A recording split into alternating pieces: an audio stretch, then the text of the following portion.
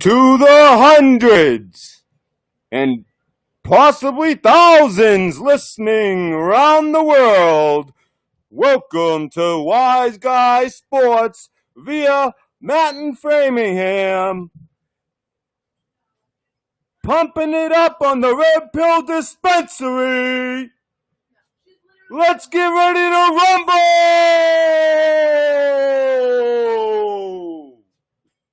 Olivia!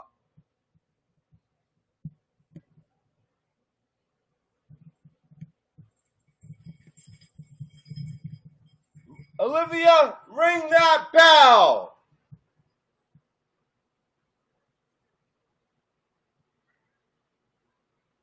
Olivia, ring that bell!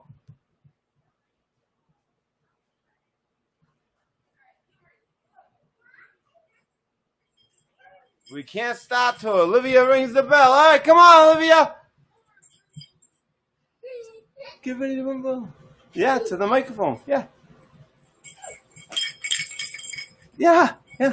You did good, yeah? Yeah. You say, let's get ready to rumble. Ring the bell. Yeah. Good job. Yay, Olivia. Hey, Philly, watch out. Philly, move. How about say ready, set, go? Yeah, now ring that bell. All right. Thank you, Olivia. Everyone says thank you, Olivia. Everybody's saying thank you. All right, guys. Speaking of chat, there's gonna be two chats. There's gonna be the regular chat that we have. Let's see here. So, all right, there's gonna be the regular chat right here. And let's see. I don't even know if I just did all that. It didn't really go the way it was supposed to, but I might have just did it for no reason. Let me just make sure. So there's this one, and then I got another chat going right here. All right, guys. So, anyways, so my Red Pill Dispensary audience is here, but I want them here because I think a lot of them don't know about my other channel, Wise Guy Sports, and Wise Guy Sports News and Betting.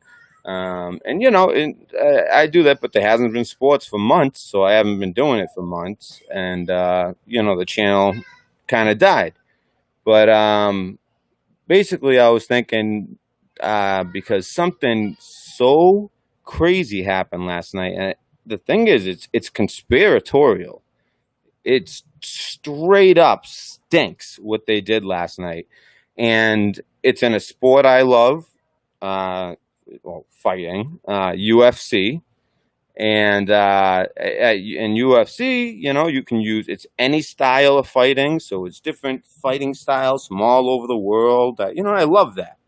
You'll have like a couple of years where like Brazilian Jiu-Jitsu, they kind of like run the table at all weights, and then all of a sudden, just straight up brawlers. We're running the table.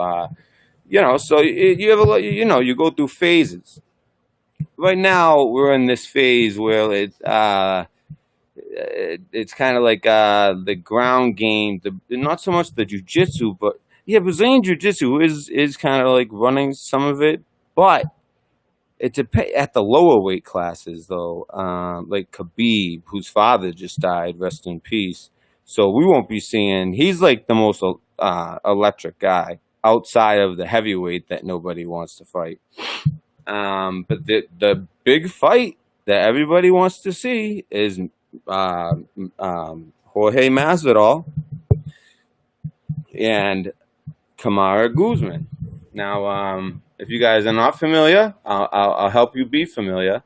And the thing is, there's no sports. I mean, like literally, like degenerate gamblers, that that follow my I don't really give it out that much because it was tied to an internship I did at a radio station for a while, and then I was there for a little bit after that as well.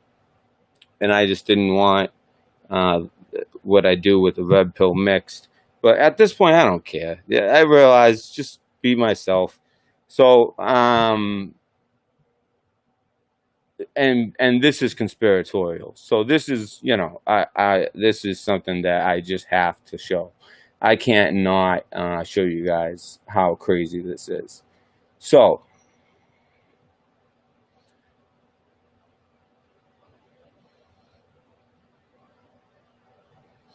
I'm gonna show you guys right here. So there's Wise Guy Sports sent me. That's the. So you see. By the way, guys, do you guys see? Just want to see what you guys see. So look at that. That is, by the way. So this is what this is all about. They were looking for a big fight for Fight Island. They finally opened up Fight Island. People thought that, Boston bred Dana White, who back in the day when he was buying, actually before he bought UFC, he was doing a lot of like stuff underground, and he legitimized himself. He was underground. He was one of the good old boys, and Bulger and him had some problems at one point. No bullshit. Because he's not just from Boston. He's from my spot, just north. Actually, Winter Hill, which is exactly where my father grew up, where I grew up early years of my life. It's a good, I think it's a good place to, and it was during the craziest times, the friggin' 80s. I mean, they made movies. They've made I don't know how many movies about those years in that area. So it bred some tough guys, and one of them is Dana White, the owner of the UFC, and he don't mess around. I mean, just in the past couple of months, he's had Conor McGregor, Jorge Masvidal. Yeah, the guy who's fighting him. Yeah, both of them had said, "That's it, we're retiring." I mean, this is what, like, Conor's fourth time retiring? And the great part is that if Jorge wins, the next fight, I mean, it's already, like, obvious. It'll be Conor. It'll be Conor McGregor coming back against Jorge Masvidal if he wins. That's a big if. Because the champion right now, USMAN, is no joke. He is a bad boy. So, anyways, this is what happened with this. Now, this is what like really makes it conspiratorial. I mean, no one's even like no one's even asked the question. You know why? The UFC, Dana White got a big chunk of change. They saw the potential worldwide popularity of UFC. ESPN has been going down the tubes. I mean, all TV stations are going down the tubes. Everything's going on the internet, but especially ESPN, because ESPN got too political and lame. And then it's like, after a while, the one guy that I kind of liked was Stephen A. Like, I'm talking like 5 years ago. And then he became the most annoying person, and just hearing him talking about fighting. Oh, there was this one time. Oh, let me show you how this guy. Let me show you how. Now, some of you guys that have actually trained boxing. I did some stuff at the Single Boxing Club before I went in the military. I remember being 15, and they couldn't believe I was 15. I mean, I've been the same height since I was like 13. I think I grew like a half inch since 13. So I used to the cops used to mess with me a lot, but they always thought I was much older than I was. I'd be like 13, my underwear. I remember one time said hot stuff with peppers. like green and red peppers, and the guy's like, "Yeah, hey, nice underwear," and you're like kind of listening, like, "What the?" And I think that's when he realized this kid might be younger than I think, and I'm patting him down for drugs. I was 13. I was just into basketball. That's all I was into back then. Well, basically all sports. But when I was 16, my father brought me. I forget why he brought me. Maybe he just thought it was a good thing for me. Because I could already fight, but maybe he just thought I could, learn the right way. We don't want to do that. Learn professionally. Okay, so let's see.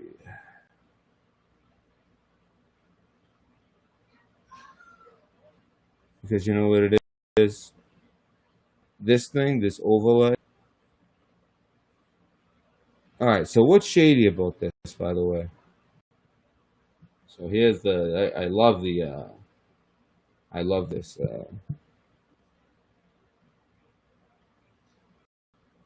All right, so, I'll just go to a simple one, and I can make it like the background. That way it doesn't mess with stuff. All right,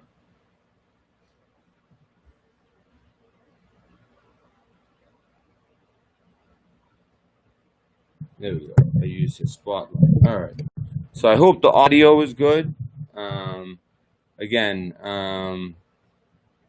put chat up. So there's going to be chat here, and there's also going to be chat all plugged in.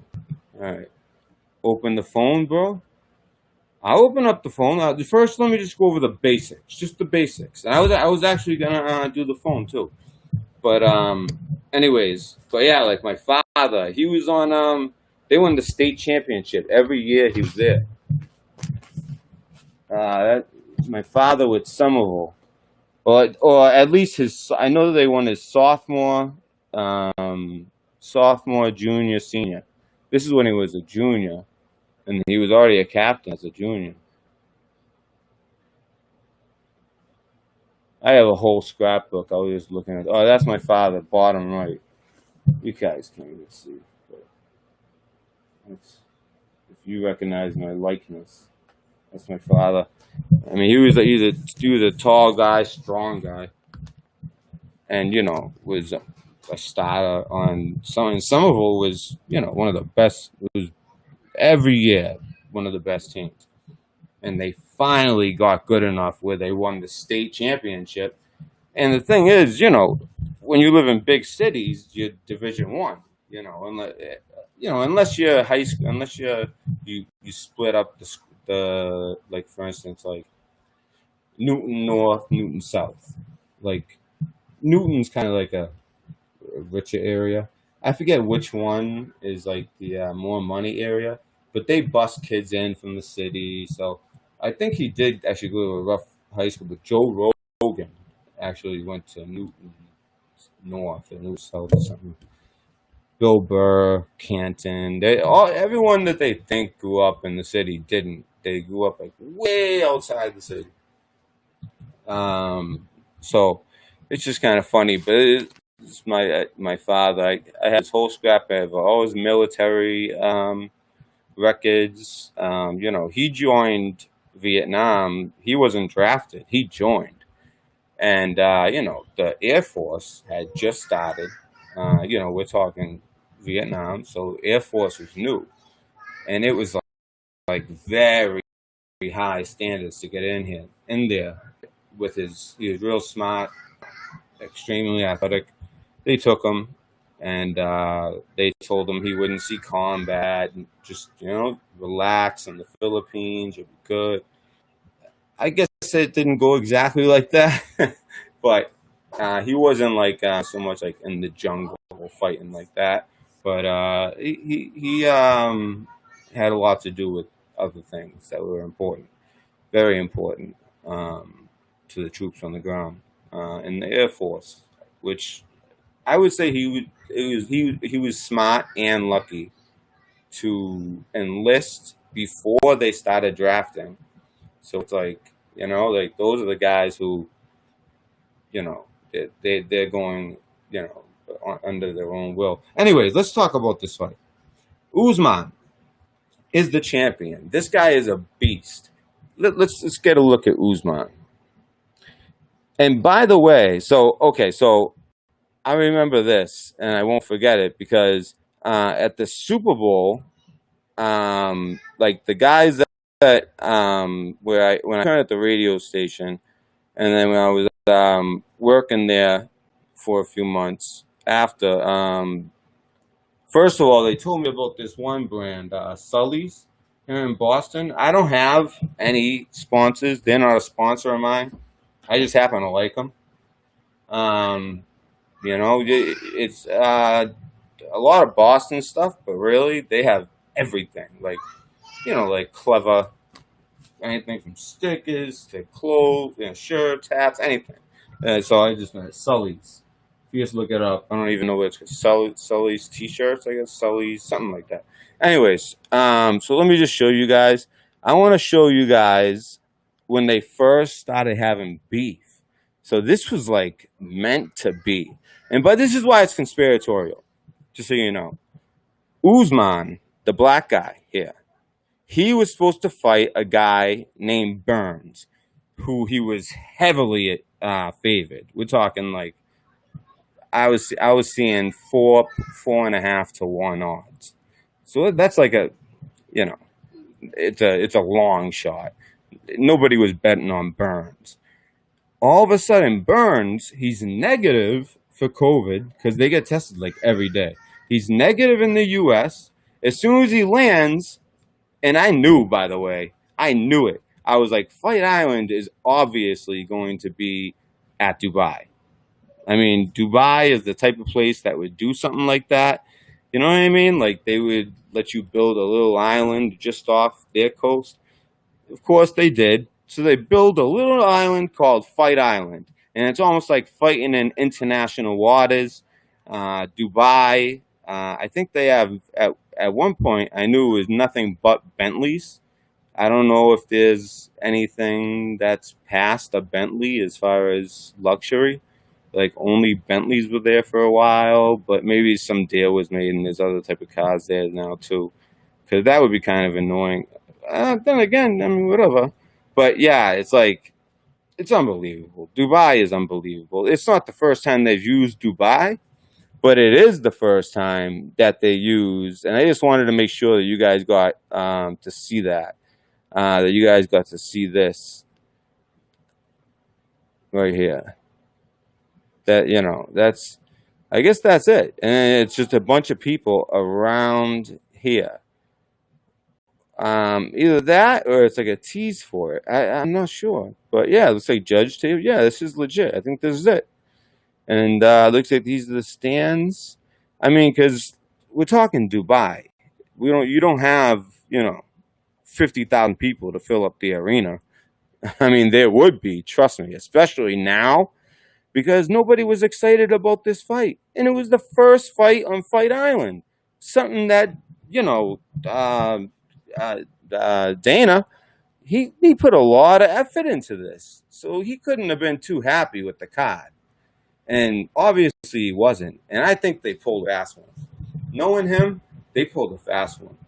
You know, like I was mentioning Whitey Bulger because he pressured Dana White back in the day. He didn't even have the UFC. So I forget.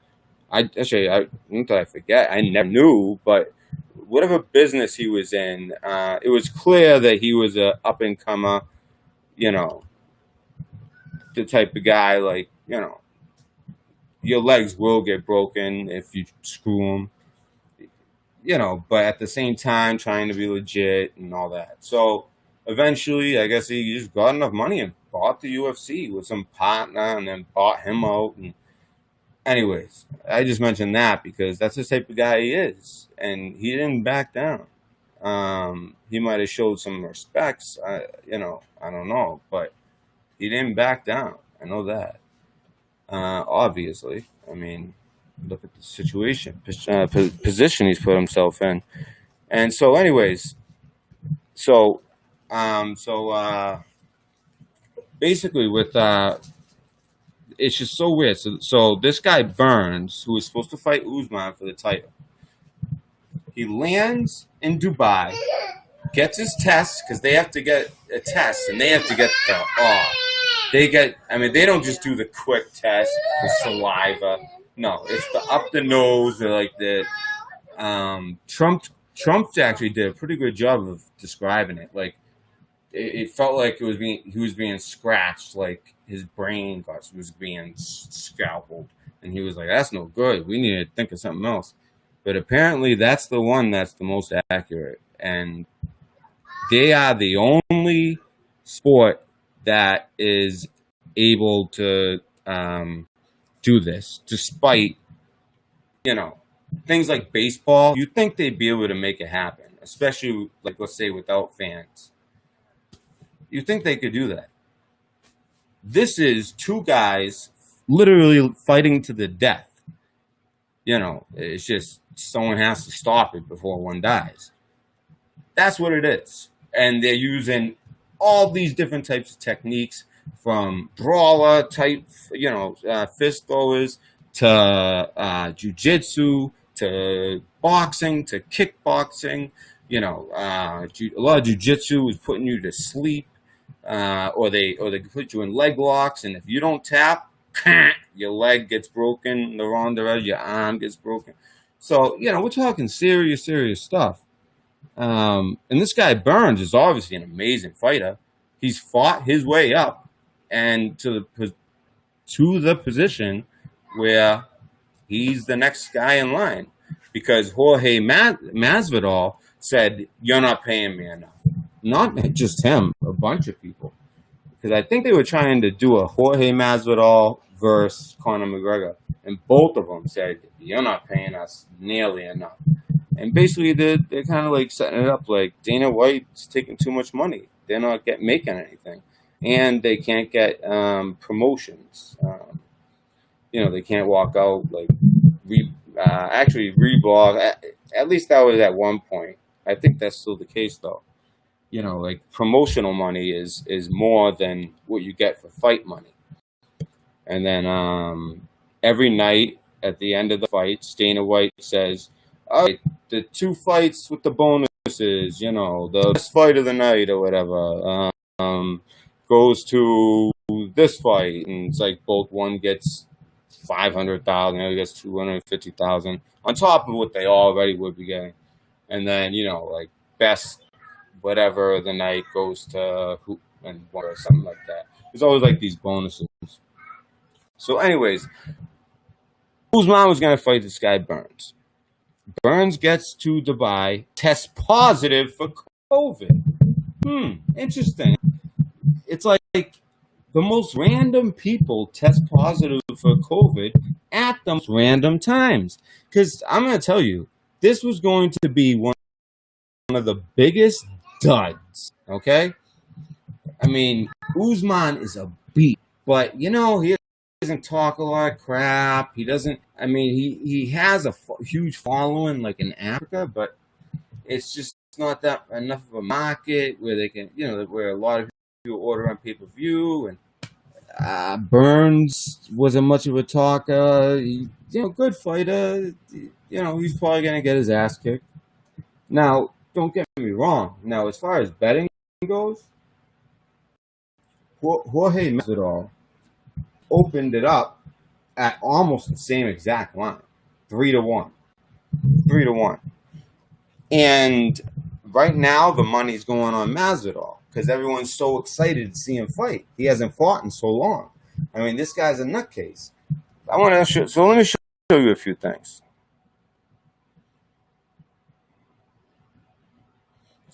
So I'm just going to show you a couple things here. Just to,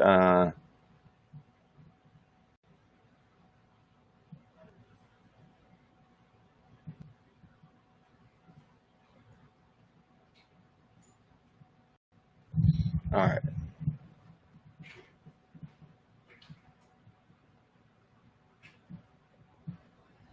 So they both went negative. So it's definitely 100% on. So, that would literally, it would have been a dud. After building after coming up with the idea, building it, negotiating, X amount for, Dubai and all this crap, figuring it all out, getting all the testing down, and they've done a good job. I mean, who would think of all sports, UFC is the one. And it's made them so much more popular because, well, degenerate gamblers, for one, they're betting on like anything, so they're having it, they're loving it. And people who are casual are now starting to really understand the who's who, like the legends. Like a lot of people don't understand the Diaz brothers. I mean, if you fight them, you need to be like ready to put your life on the line. Like that's how that's how they fight every fight. That one of them beat Conor McGregor. I mean, he was a higher weight, but hey, no excuses. He took the fight last minute. By the way, Jorge Masvidal took the fight last minute. He has 6 days to drop 20 pounds. Now, Stephen A. Smith, Mr. Sports Center, was like, what? 20 pounds in 6 days? How are you going to do that? I mean, I'm worried about you, like, physically, like, your health, and are you going to be okay? And, oh, my God. I mean, this guy is such a clown, Stephen A. Smith. I can't get over him, how much of a clown he is. Now, it sounds crazy, but listen, I mean, he could probably even drop 30 in 6 days. There's certain things they do nowadays. I mean, there's certain doctors, they'll take you on and they drop you, and when you stand on that scale, you are at a very light weight, and they make sure that every drop of water and just as much as possible is out of your body. Make weight, and then you gain it back as much as it back as you can in a healthy way, And the thing is, their bodies get used to it. It's a good thing and a bad thing. There's been some people who say that over time it has bad results. Other people, say that once your body just does it. It doesn't have as much of a toll on your body. So you see all these things like, in 6 days you could easily up to 30 pounds you could drop. They say not easy, but you can do it.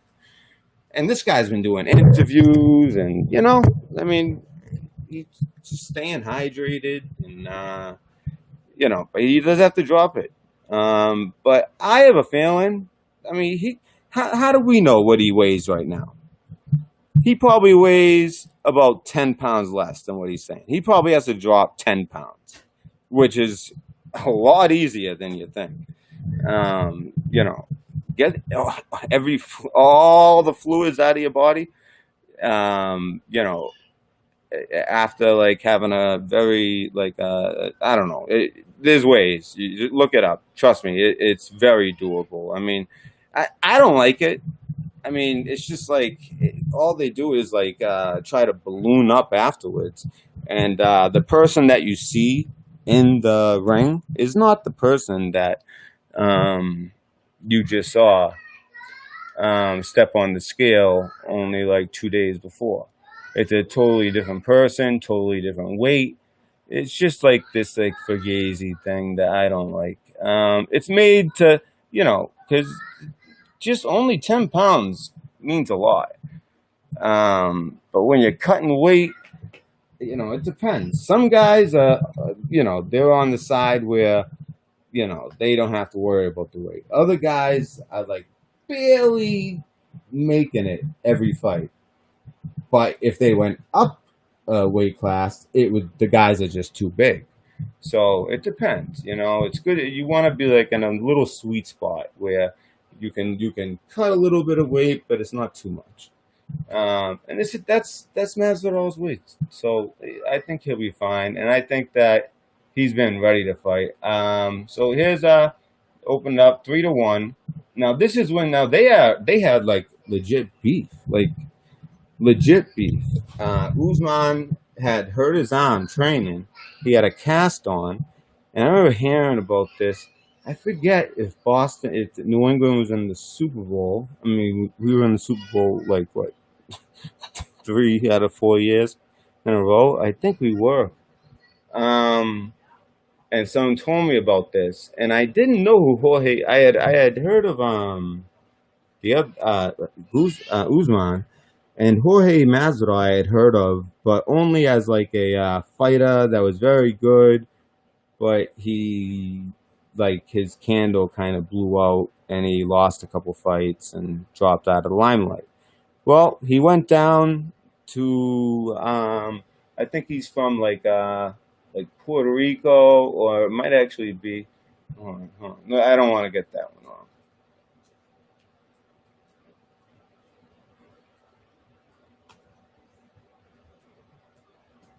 I mean, I know he like fights out of Miami, but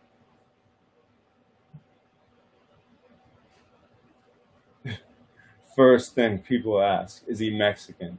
No, so he was he's born and raised in Miami, so he's an American. Cuban father, Peruvian mother. Pretty cool mix, Peruvian and Cuban. I thought he was Puerto Rican.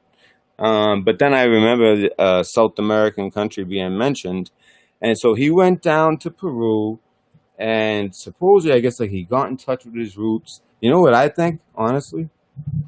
And you know what? I think he even mentioned on the Joe Rogan podcast, but he did talk about how he went down there and got in touch with his roots and like realized like, why am I stressing about this, and why am I killing myself to do this when it doesn't make me happy? It's like, like you have those moments in life sometimes, especially with, I don't know, when you're in Peru, and everywhere you look they have like what are the toads and the ayahuasca, and, you go on some kind of like life changing and mind altering journey, and come back with a message or a perspective.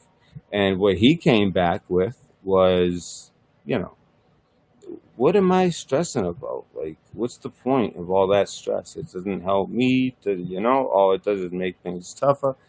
And he said it just dropped like a huge weight off of him. And at the time, he was doing some like show, one of these shows to, because at that point, he just kind of like was like, screw the UFC, I'm not good enough. And he was doing some like reality show, and then he was like, screw that, I don't want to do that either. And he just started training and training. And all of a sudden, he came back to the UFC like a different person. And listen, they test for the steroids. I wish that they tested for steroids, but didn't in the heavyweight division. That would be interesting. I mean, because heavyweights, it's just like, I mean, it's basically whoever like catches the other one first. I mean, they're just huge. I mean, it's almost like so crazy how big some of these guys are, and we're talking like heavyweight, which is like you know two something whatever and up, and that's their fighting weight, and it can go as high as and go way up. It goes way up there. People thought Brock Lesnar was just a WWE fighter. There's been a couple of them. CM Punk, although he ended up being more, I ain't going to call him a punk at all, because anyone that steps in a cage where another man who's a professional fighter is going to fight you to the death, all right? Like if that ref doesn't stop it quick enough, or that guy hammer fists you enough times in the right spot, you are not going to be the same. So I respect the hell out of these people. So anyway, so Jorge Masvidal, I think that he really did trip out on the ayahuasca, came back with a message, and they say it really expands your mind. And I mean, people swear by it. I don't know. I never did it. I did shrooms before. That's the only thing I ever did. I was young, though. I did it when I was like 17 and actually a little bit younger, maybe 15, 16.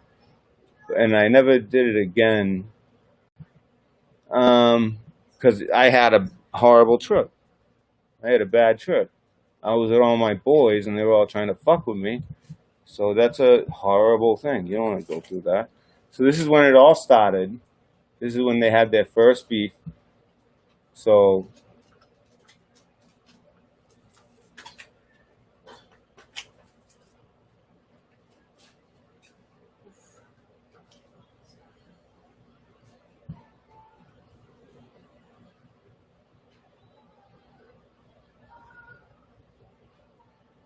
I'll be able to tell you. Oh no, so this wasn't the this was the last Super Bowl. So this wasn't a Patriots Super Bowl.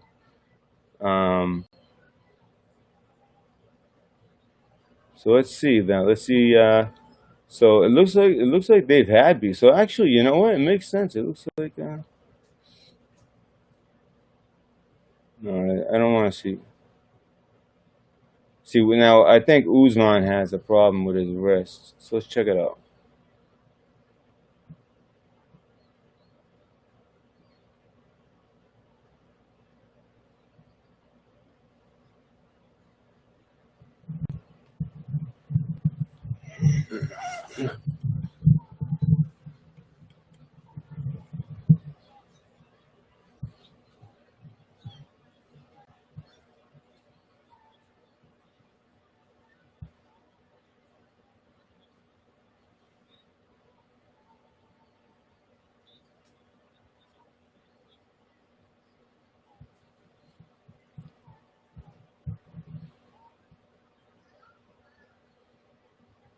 Now, in most situations, the person that's like yelling, do something when they're being pulled back by a bunch of people is the one that will get fucked up.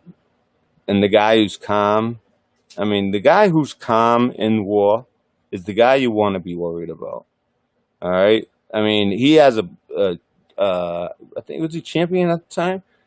I mean, this guy, I'm telling you, he had some kind of experience in Peru with the ayahuasca. I'm telling you, it really changed him. He came back a different man. So don't go by his old fights. Go by since he came back, because it's like night and day.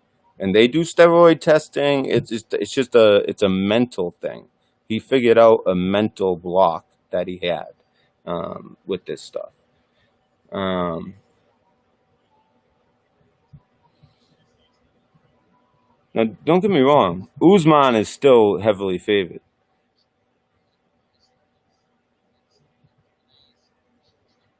and Usman should win. But this guy is a big draw.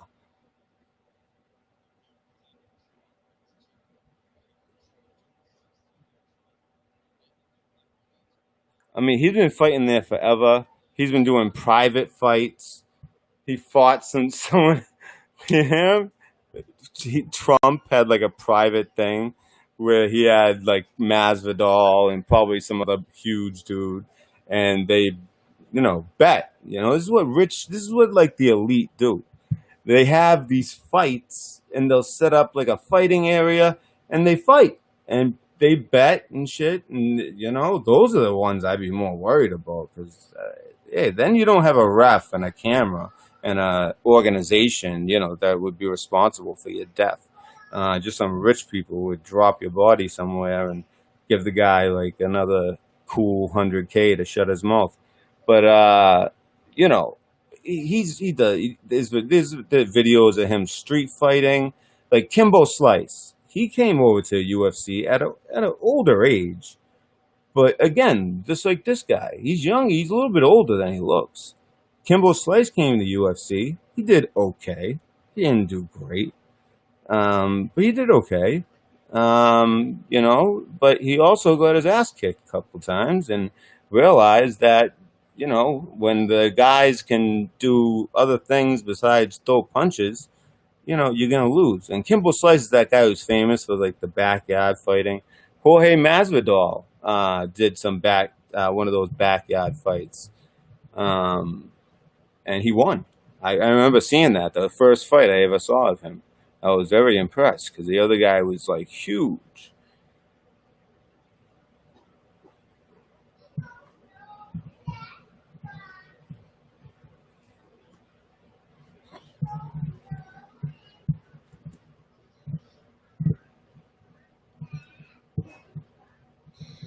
And the thing is, he only has 6 days to prepare for this fight. He only had 6 days. He only has 6 days to prepare. Either this is a setup, or they're setting him up for saying, I'm retiring because Dana White's being greedy with the money. Well, he got his money now. Dana White had to bite the bullet and pay him. So maybe the guy really did fail the test. It just seems shady. The whole thing seems shady.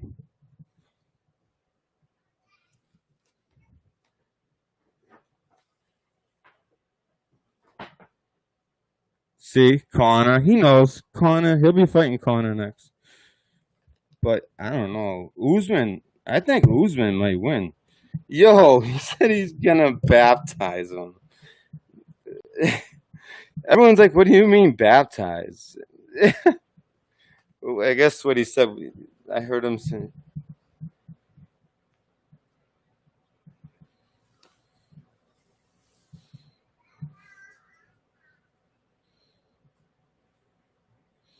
Oh, so this is him back at Super Bowl.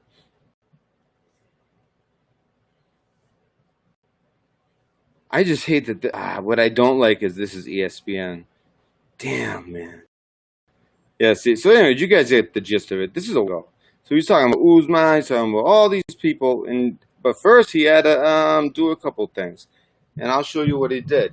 He started waking people up. Anyone could just talk tough. You gotta, let's be real. You gotta really. Now this guy Ben Askren, I mean, like one of the biggest reasons he got a big fight like this, that was like a really like it was really like a pumped up fight. It was his amazing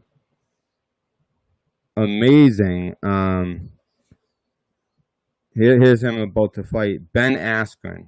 He is the world wrestling champion as far as wrestling. So what he does is he gets you down the ground, and it's like he just never lets you out of it. And he just was doing it to man, guy after guy after guy after guy. And then everyone was like, I'd like to see Jorge Masvidal. He's looked good since he came back. That'd be an interesting fight, how would that fight go down? Is he gonna, wrestle? Is he gonna be able to like stop the wrestling and actually fight? Because he's more like a fighter. He has like love handles. He just look like he just got back. It's just some people fight with heart, some fight with technical skills, some it's a mix. Some play mind games. Like this guy had talked so much shit to Ben Askren that it's basically like what Conor McGregor does. He was going up against an undefeated champion. This is when everyone realized Conor was the real deal. Going up against the undefeated champion, and the guy lost his head and just ran at Conor. And Conor hit him with a left hand, and his left hand landed just a quarter of a second before the other guy's. Why am I saying other guy? What's his name? He was champion forever. He was champion for like 10 years. Conor took him down finally. I'll say it later. I can't even think right now. Anyways, he caught him. He knocked him out. Boom. Like, that was it. That was the whole fight. So if you get people to lose their head, and kind of, control their mind, that's a skill. That's a skill that Conor had. Conor would get under everybody's skin. And then Ben Askren tried to trash talk him, but it just didn't work. It didn't. I remember when Ben Askren was talking all kinds of shit, and I'm telling. I had to keep reminding myself. All right, no. It doesn't feel right, but this guy is the best wrestler in the world, and like world-renowned wrestler. So here's their fight. Shouldn't be too long. Look at him. He just sits back against the thing. He's pissing him off. Oh! All right. Flying knee.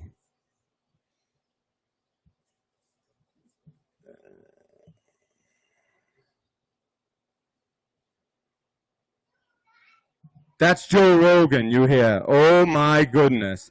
You know why? Because like Joe Rogan thought that Joe Rogan had predicted. He said Ben Askren is going to go in there and kick your ass. Win the fight. He'll get him in some kind of hold or, win the rounds. And that was it. He got the guy so mad that he went running right away, went low. And when they asked Jorge about it, he's like, I came up with it in my head. I just thought of it. I was like, this guy, he just wants to wrestle. He's just going to go, he keeps on trying to, he's like, I watched him fight. All he does is put his head into people's dicks. That's what he said. Yeah. I'm not gonna, I swear, but, he puts his head in their fucking dicks and tries to wrestle them and shit. I just figured, hey, you try to come near me, I'm going to fucking hit you with a flying knee. And that he did. And Rogan was the one that really got Ben Askren to the heights and to this fight. But when you're dealing with an actual street fighter, a street fighter.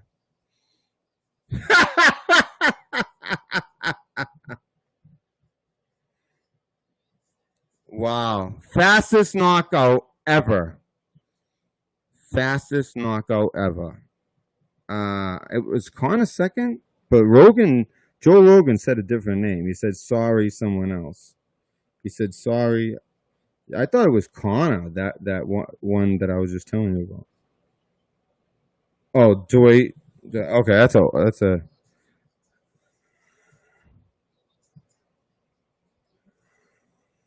I mean, who does opening up with a flying knee? If you miss, you're screwed. This guy's just waking up now.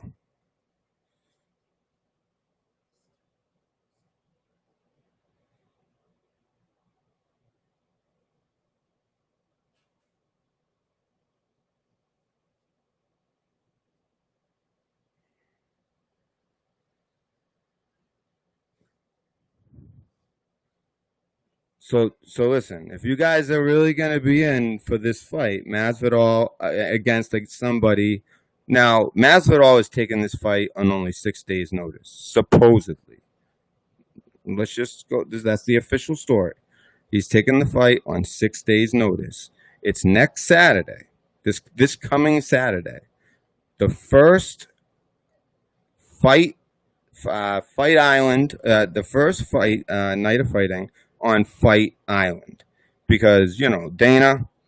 Hey, first of all, he did the first. He's already done like 4 events, but every state, like Florida is getting some crap. Even though if you really look at the numbers, the more you test, the more the positives are gonna go up. Well, there's more hospitalizations as well. Yeah, because people have been sitting at home freaking ailing injuries. Like, honestly, like, there's 2 different times I would have went to a hospital that I actually ended up, I'm going to be going at some point. I'm still, I was in the hospital only recently. It just got so bad. Oh,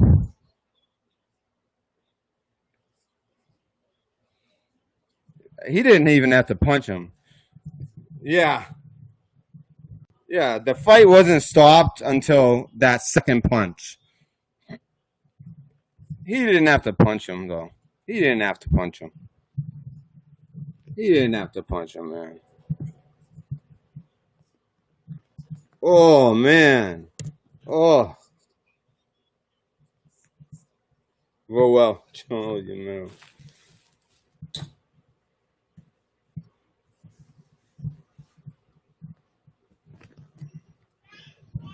of the very first second. You kidding me?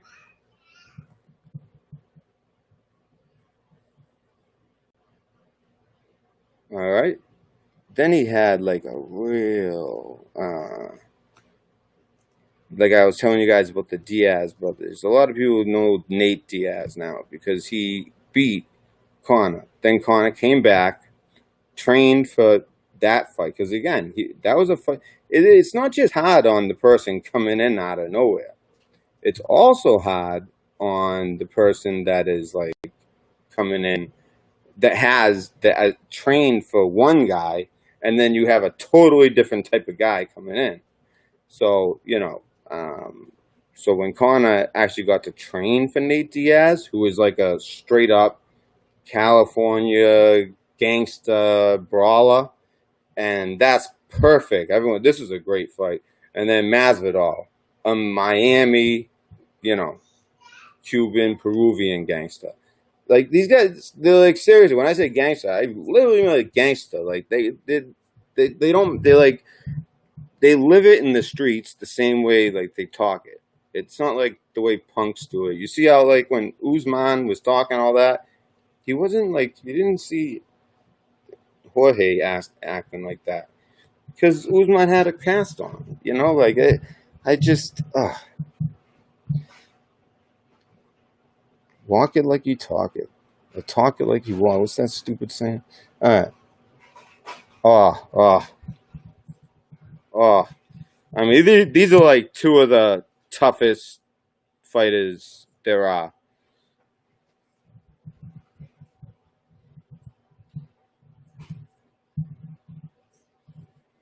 Yeah, right.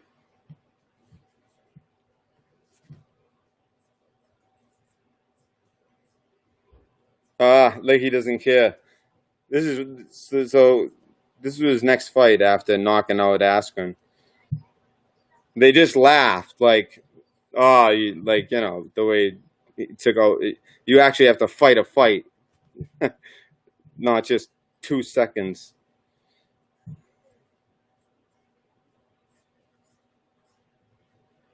And there was actually a lot of gang stuff, I guess, after this fight. I don't know who's what. From California, Bloods and Crips, Kings and Disciples, and all these different gangs. Folk and like 5 and 6. Like the Kings. Ooh, Lion Kings at 5. Oh, oh. But the thing is, this guy is not Ben Askren. He should be knocked out, but he ain't gonna get knocked out. He's got too much heart.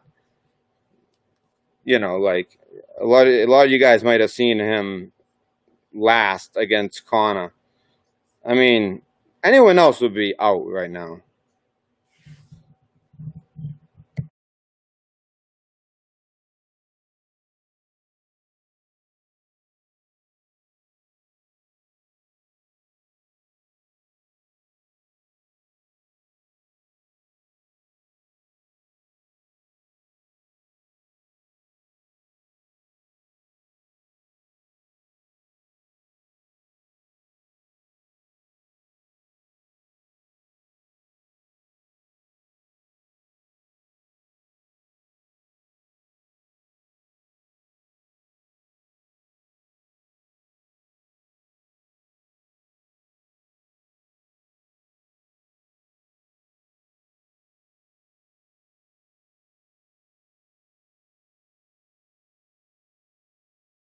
Just I'm gonna mute it here and there because I gotta be careful. But I just don't want this to just stop on us. And I saw Kevin from Chicago at the top of the show. I'd love to take some calls in a minute. I just want to go over some because I'm only showing you the underdog, a heavy underdog at that.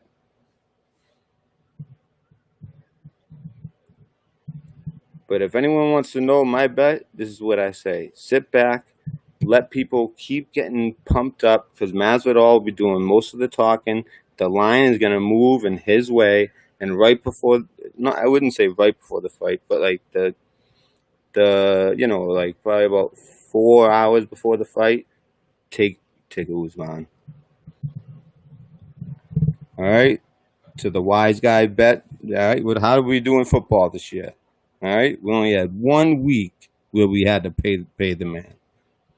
I'm telling you, Usman. But wait, let the line keep going. It's gonna keep dropping. Right now, you're not getting enough for your dollar.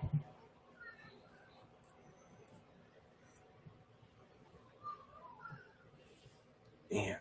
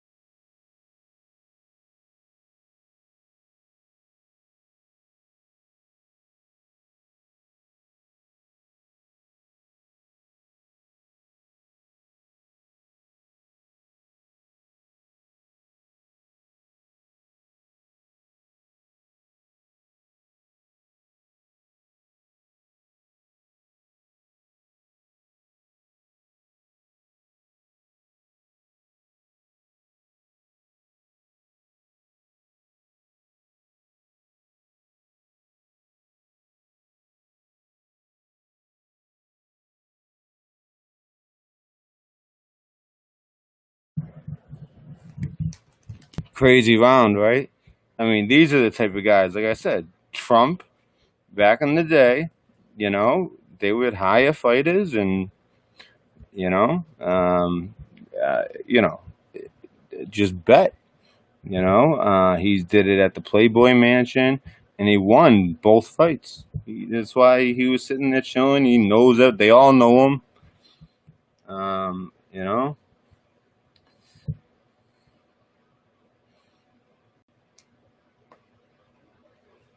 I mean, Nate Diaz is tough, but I mean, you can see Masvidal. See, Masvidal is ranked 3 here. Diaz is ranked 2. Is it 2 or 1? 2. He's not the champion. I know that.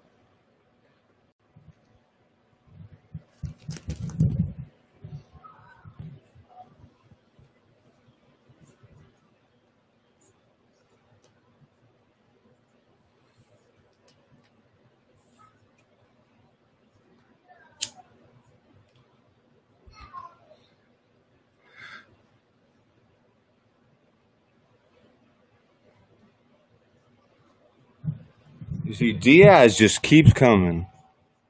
I mean, they both keep coming. Both tough dudes.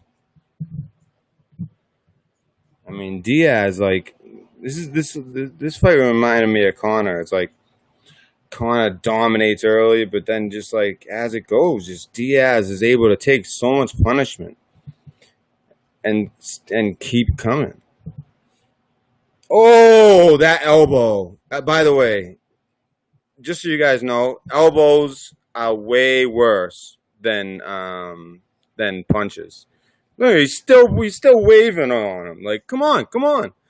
And he said "F you" to him. And you know what? early in the first round, he actually pointed at his elbow, like I'm gonna, like don't, like saying, letting him know I'm gonna elbow you. I think that put put that in Masvidal's head because that's how he ended up just hitting him right with that elbow. I don't think he would have threw the elbow in that situation. It was an awkward time to throw an elbow, which makes me think it was oh, oof,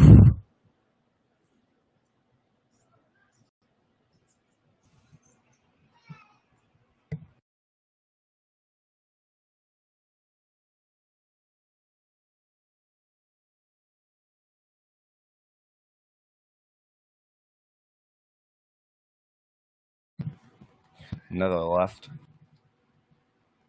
This is the legend of Nate Diaz. I mean, he will just brawl it out, and all of a sudden, in like the third and fourth rounds, he starts winning rounds. It's like it's amazing. Um, you always get an amazing fight when he's in there, but he's in there against somebody who knows the underground fighting scene that Nate is involved in. So he's fighting basically one of his peers, someone who you know is so lethal because you know they're actually like doing it in the streets for money too.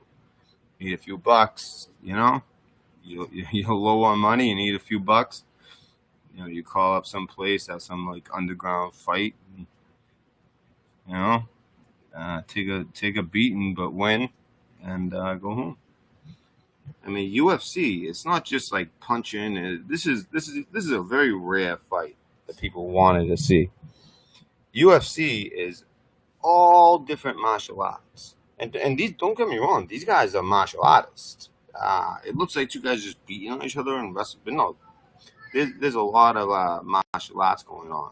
They both have a ground game, but when it comes down to it, though, what makes them win or lose is just hot.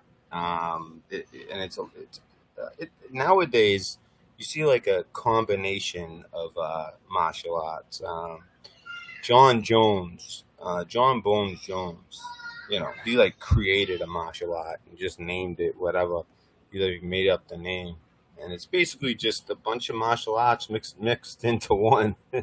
That it just works for him, and he's undefeated. He's got it. See, you couldn't do that. He couldn't do something like that unless he knew jujitsu.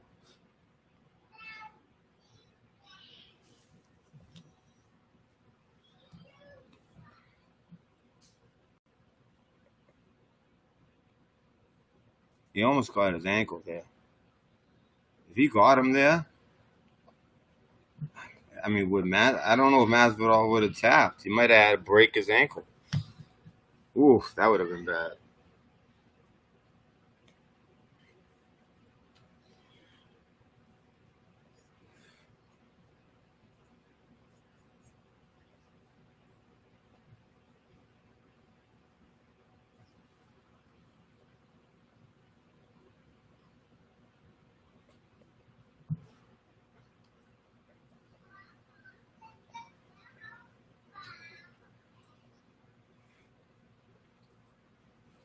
And by the way, Nate Diaz literally just he just that right would have took down 50% of professional fighters.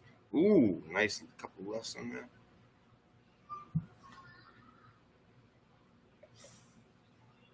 A crazy fight.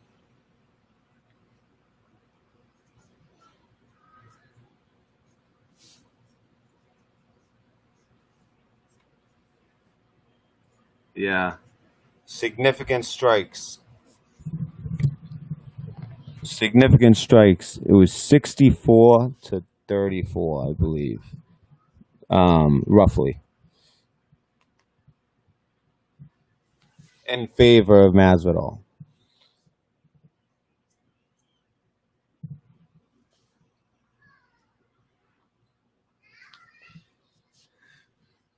problem when you're fighting Diaz is you have to finish him. I mean, you know,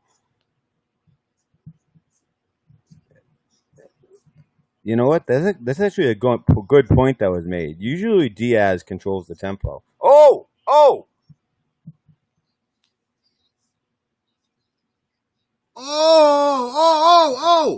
I mean, these guys are tough as nails. Woo! I forgot. This is a real good fight.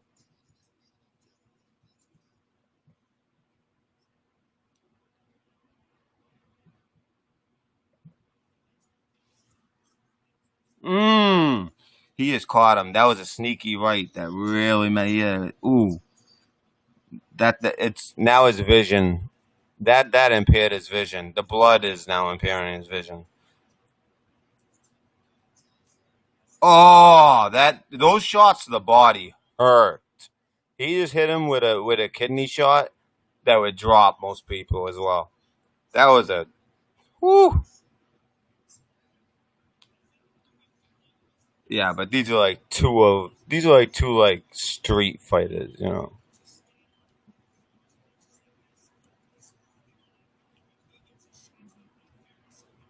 Nate Diaz was favored in this fight, if I remember correctly.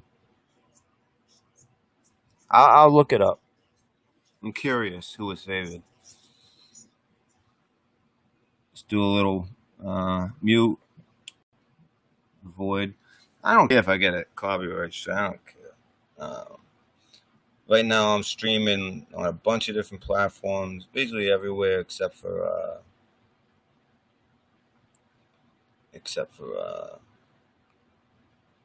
everyone says it's like the Wild Wild West at D Live. Yeah, right.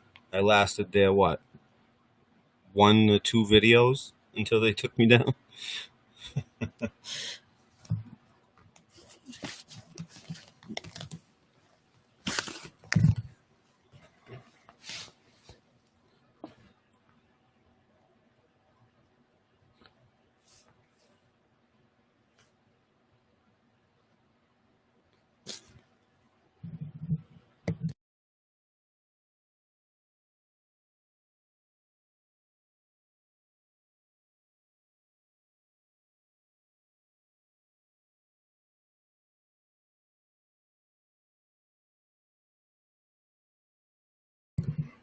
I mean, like it's not tough enough to fight someone like Masvidal.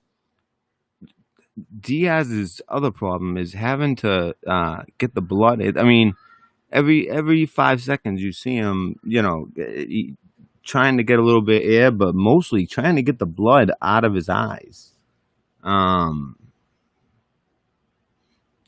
There was one shot, and it's those shots that you kind of move into them. It was a sneaky right that really didn't like look like much, but it was a lot because he leaned into it, and it was like usually like when you throw a punch, if you hit someone at full extension, just at that's ideal.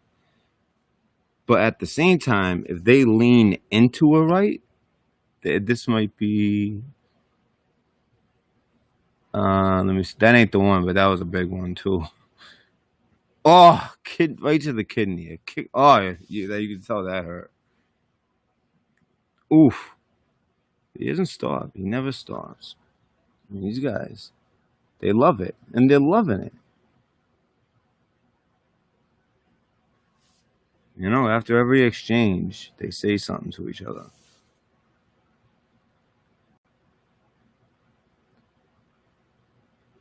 So what are we at? It's round 4, if I'm not mistaken. Right now, I got it 3-0.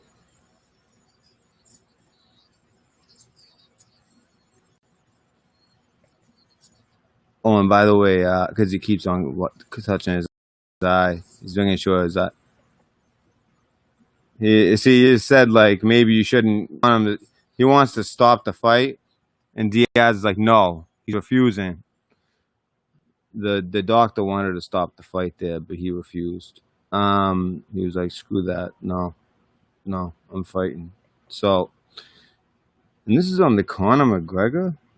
Maybe it's like a. Here we go. Here we go.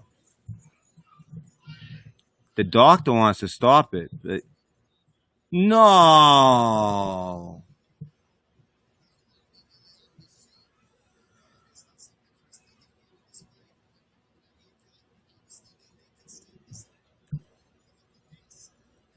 I forgot that's how it ended. For some reason, I thought that it just went the distance and it was crazy. Oh, you know what? I do remember. And look, Masvidal wanted to keep going. He feels bad for Diaz. I mean, for him to take all that punishment. See, there's respect right there. There's respect. He didn't give any respect to Ben Askren. That doctor. You know what? Oh, they were in New York. That's right. Yep, I remember this. They were in New York, and Dana White was pissed after that. Like after that fight, he goes, "What the hell?" He goes, "This is a UFC. You know, it's gonna be bad. You know, they like the guy wanted to keep going. Let him go. He was pissed. I remember after this fight. That's right. That's right. Okay. So check this out. Anything ESPN.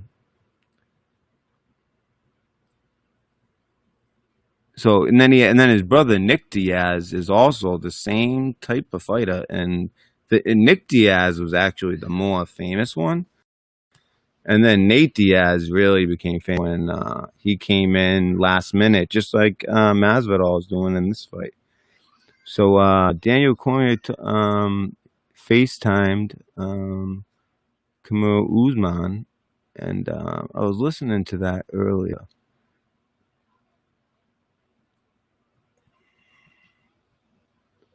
This is UFC. I won't be able to watch that.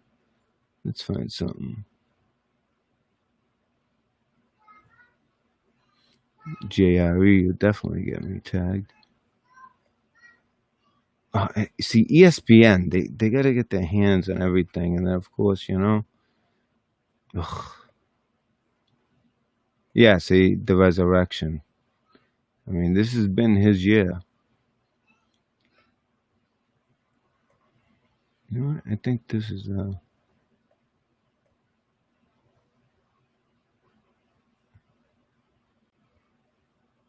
If I just take away the volume,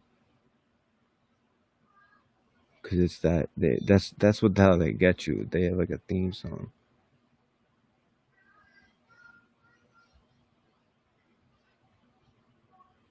You're talking about Khabib. Yeah, because basically everyone just after Conor McGregor, everyone adopted the style of talking trash. Now, people like the two fighters we just saw, Masvidal and Diaz, that's how they always have been. But fighters who were never like that turned into that, and so Dustin Poirier is saying it's nice to see someone like Khabib on the top who doesn't talk crap. He's very religious, extremely religious, Orthodox Christian. So yeah, extremely. Um, and his father just died, literally just died. That's gonna hold up him fighting for a little bit. Um,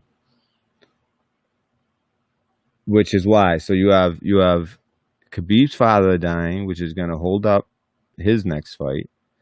You have Usman fighting, you know, somebody who's good, but he's not gonna draw a big crowd.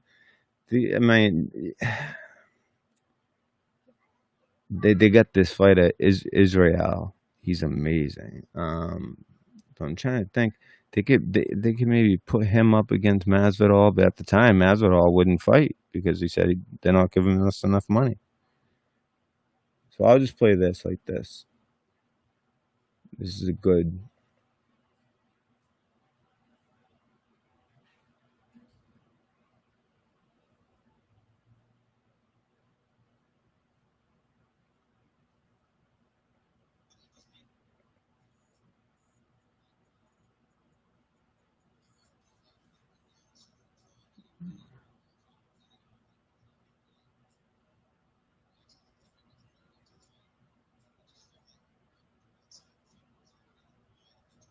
That's Burns, the guy who tested positive, by the way.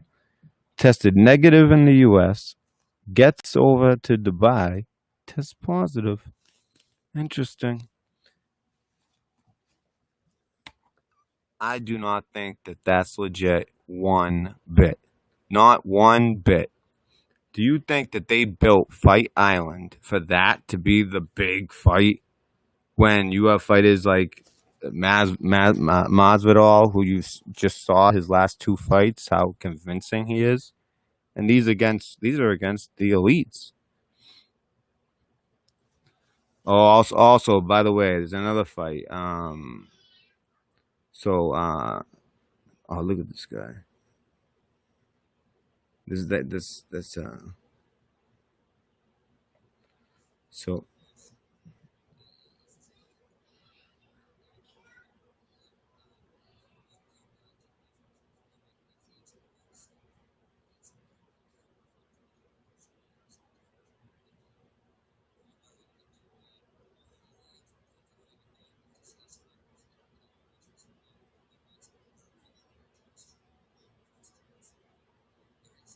I don't like that music in the background. I feel like it's the way that they trap you. Oh, that's oh wait. That's so it's Max Holloway against Vivianich Vivianich. That's I like the man. Everyone likes Holloway. I think it's easy money picking Vivanovic, I believe is his name. Vivanovic. He's gonna be the guy. I think he's gonna beat Max Holloway. You know, he try. He has, as far as like going to the ground, I just don't see where Max Holloway can handle, as long as he can keep Holloway from going to the ground, and he has excellent defense on the ground, this guy. So, I like Vivanovic. He's less known and less liked fighter. Everyone loves Max Holloway, but I think Holloway gets his ass kicked. But hey, I mean, it's literally like right down the line as far as betting. Um, I just I like Vivanovic. I'm saying his name wrong, but with the V, he'll be that. I think that's the other. That's either the week after or the other main event, like the co-main event.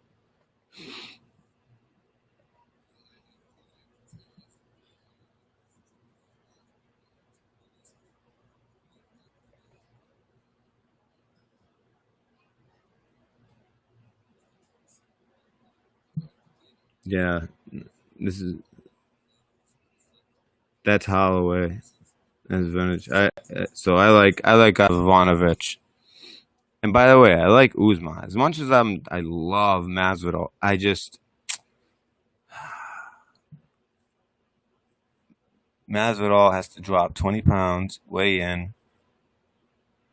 Usman's a beast. That's what I wanted to do next, was show you some of his fights after, just kind of like they're gonna show you around, because there's like some other great fights, like female fights, and one of them, the girl's actually kind of hot, and that's always a big draw. And they're just showing, just going to Dubai and Fight Island, the whole experience is like,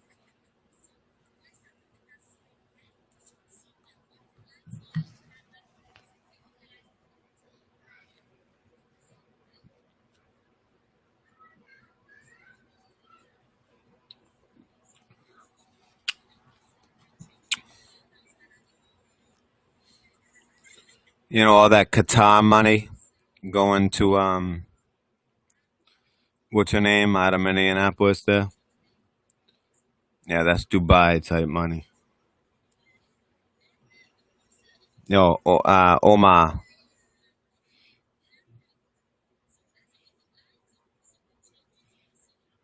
This is just a flight. Uh, yeah, she's the one that's cute too. Sick bus. Is that bus all for her?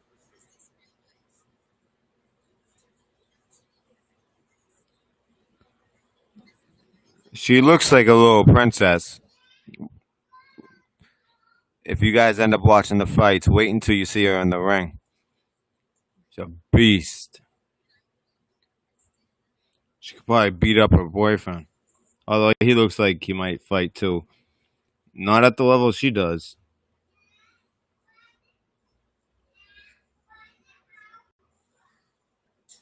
Imagine that. Your girlfriend could beat you up.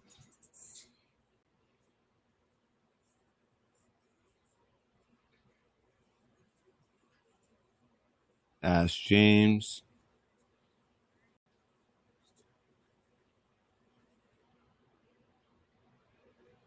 I'm just trying to give you guys a feel for some of the other fights that are going to be on the card. I just hate that music in the background because I know they put it there. Fight Island, Dubai. I knew, and they were like, "Where's the location?" It's like top secret. I was like, "It's obviously going to be Dubai."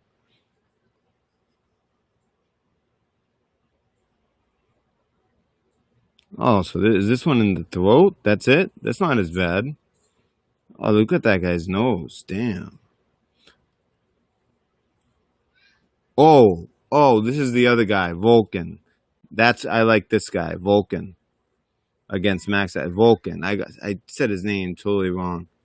I believe that was it. I think that's it. That's a female, right? She must be the one fighting the other girl. So Vulcan, I like him. That's the guy. I think I said it wrong. He's going up against Holloway. All right, come on. Oh, poor Gilbert Burns. Two of his cornermen. So him and his cornermen, all positive. Sounds shady.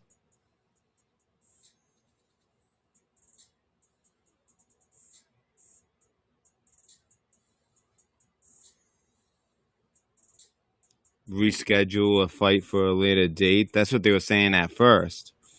But then they said, I bet you Dana, if it was legit, which I think it's fishy, but if it was legit, then Dana must have been like, shit.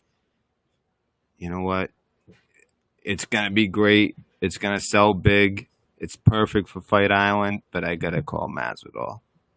And apparently he did. And these fighters, yeah, you either get it or you don't. It's just the weight part. So he has to drop 20 pounds. Like, for instance, like I weigh 215. My fighting weight would probably be like 165 or something like that. 165, 175. Yeah, I'm 6'2". Maybe 175. Something like that. That would be my fighting weight.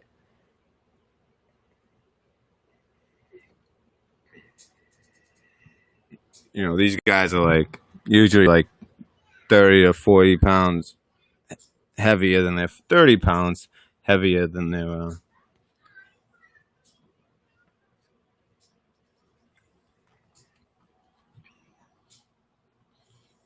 He must be questioning that. He must be like, all right, so me and my corner guys.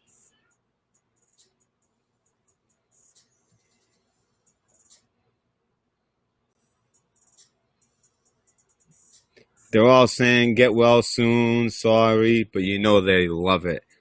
They're like, oh, Masvidal. You knew who they're going to call, Mahdi. So let's go to the latest one. Confirmed. KAMARU Usman versus Gilbert is off. So.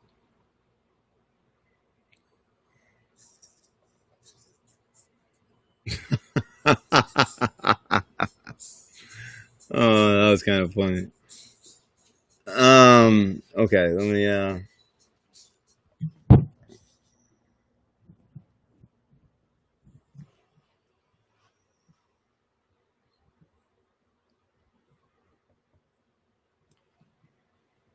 I mean, this blew up last night, And I was gonna go live last night. Set up the whole. I put up all the stuff that I do for Wise Guy Sports.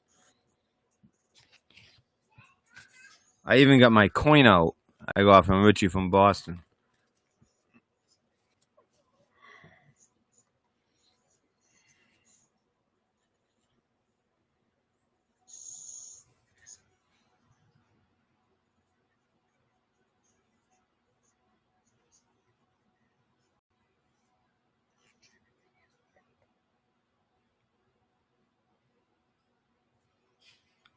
Oh, so I was telling you guys about, was that Israel right there? So what's up with him?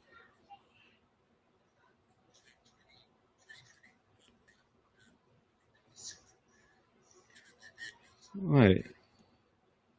This is the other big. He's a like the hottest fighter, I would say, besides Khabib. Maybe the hottest fighter. He's the champ now. So I don't know. So are they announcing a fight? What's I don't understand. I want. I need to hear. Oh, versus John Jones. That's the undefeated fighter. I told you, like, made up a martial arts that isn't really a martial art, but it's basically like what he does. It's like a bunch of different martial arts put together. Well, most of the fight is a hybrid martial arts. No one's just like purely one thing. Um, I don't actually it could be, but I don't even. It's like jujitsu, but like with a twist. Like he's so strong, like his hands, like he's just so strong. And then that's actually like the up and coming thing in UFC. In a few weight divisions, they got guys in the top 3. Oh, that would be awesome.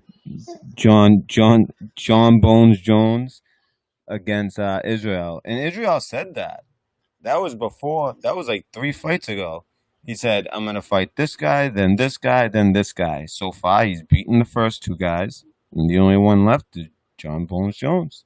And he said it's gonna happen at Oakland, and I believe in like if like if you can picture it, you can do it. You know what I mean? And he like lives by that, and I think it's helped him be capable. He doesn't look like he looks small, right?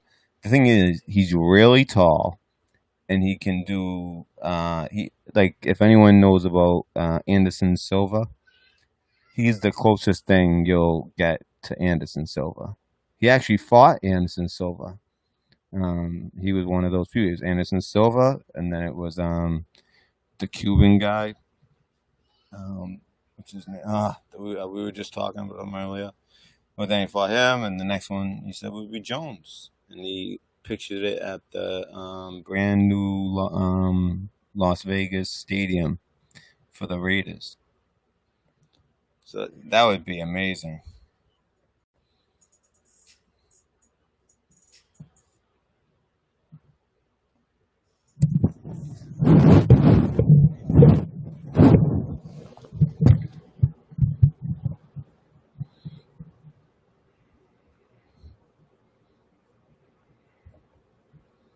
Yeah, I'm gonna really speed through this one.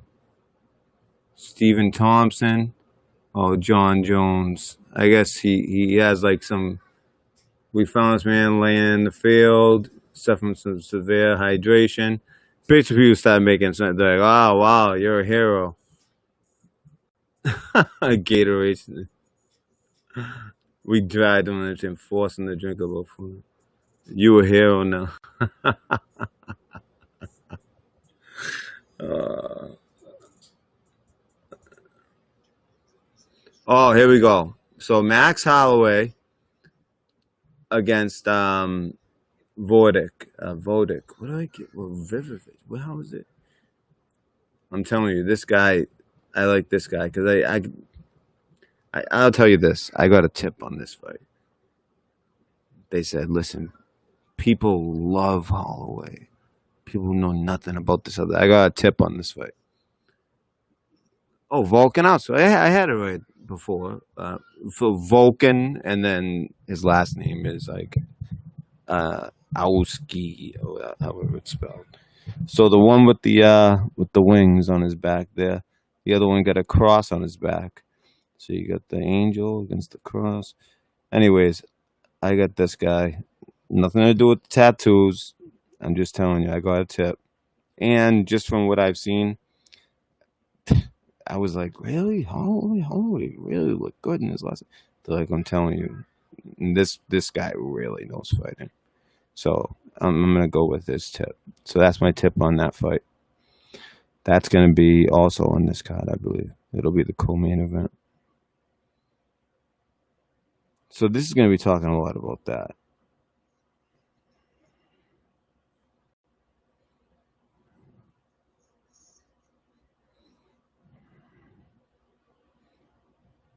They actually already fought, but it was like it was very controversial the way they called the winner. That it's one of those fights where there needs to be a second one, kind of like when Conor fought Nate Diaz. And now that he's seen Holloway,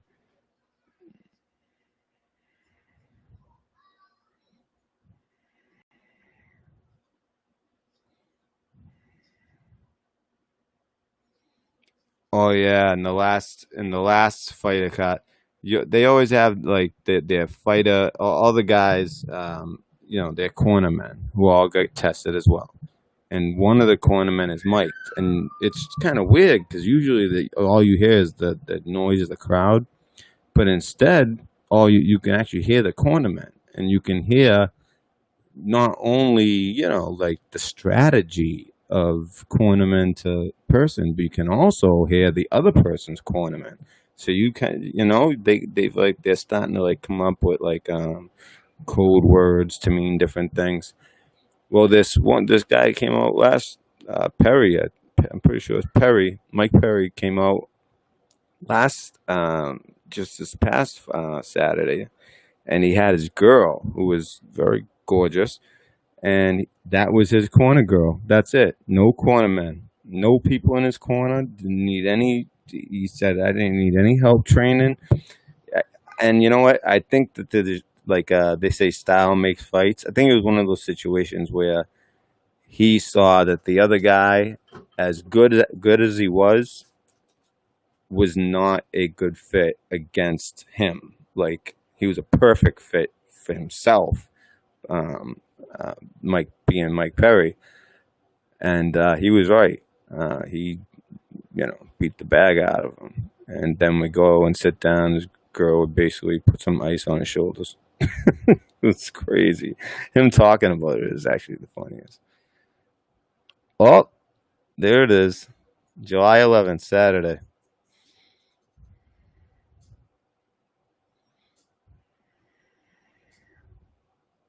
So look at that. They still have a lot of flying every day. They take like a coronavirus test and a lot of flying. I've seen so many interviews by Masvidal. I'm telling you, I'm taking Usman. I really like Usman. I mean, he's done so many interviews just today. I have a feeling there won't be any more. I feel like he got it all out of the way today, before his flight, and then he's gonna get to business. But it's so funny, Stephen A. Smith. I'll show you guys a video about Stephen A. Smith. It's so weird having him cover UFC. He knows nothing about fighting, nothing. He knows a little bit about boxing, but he knows nothing about like this type of fighting.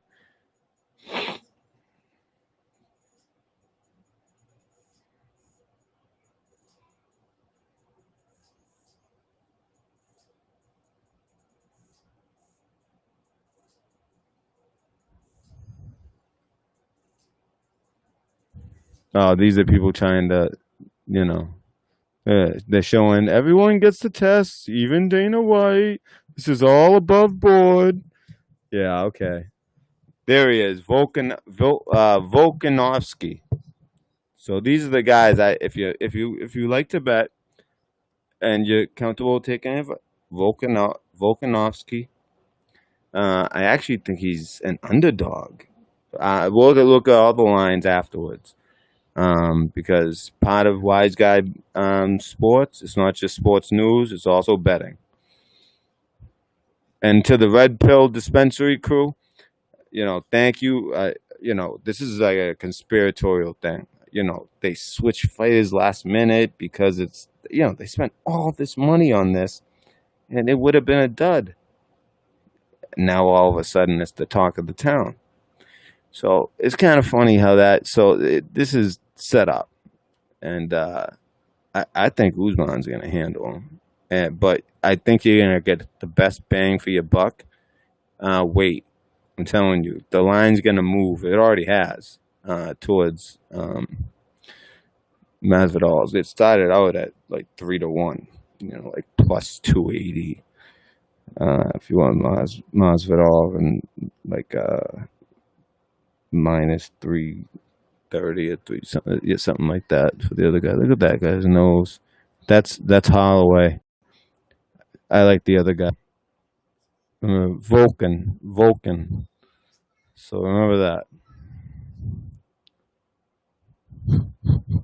Oh, they're making fun of the.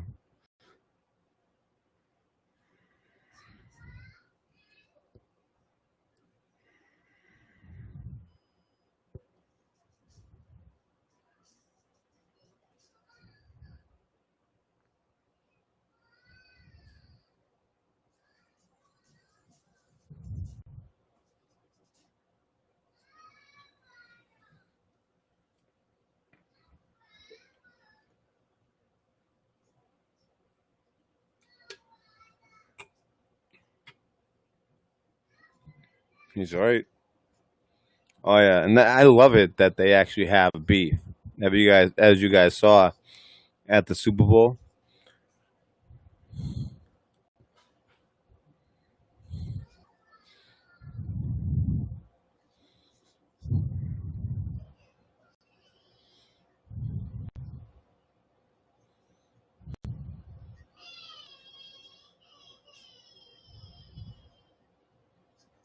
No, he acts like he wants to do something, Usman. But he had a cast on. Is he gonna fight him with a cast?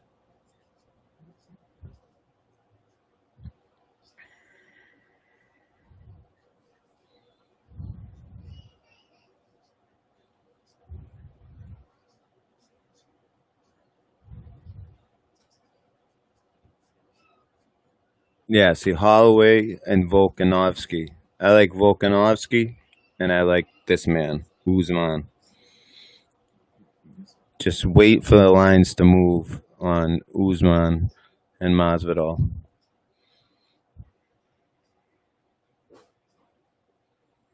This is at the Super Bowl, by the way, in early February. Before, well, we knew about on the Red Pill Dispensary. At least we knew about COVID.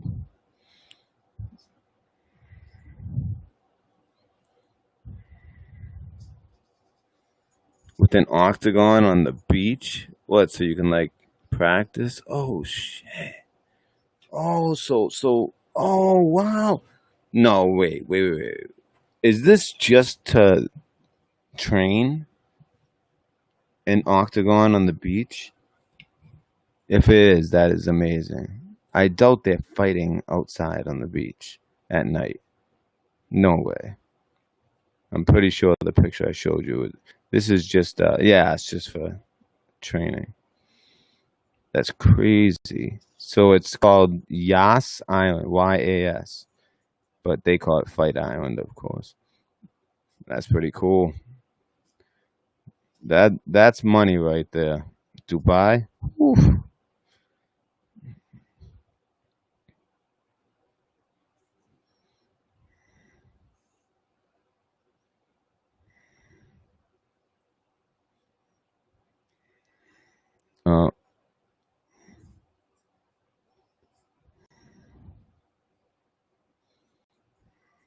Uh, Francis Ngannou. Now this guy is the most dangerous man that you could possibly go against in the octagon. He is currently the heavyweight. Is he a champion, or is there like some? I think there's some kind of like that there's some like weird thing where the interim champ can't fight because he's injured, and nobody wants to fight this guy. Like not enough money to get someone to fight this guy.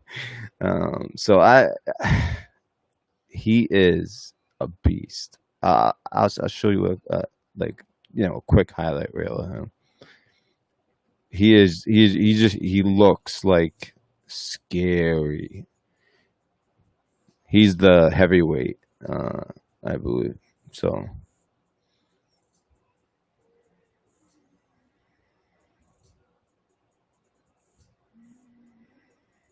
Nigerian Nightmare. It's funny. It's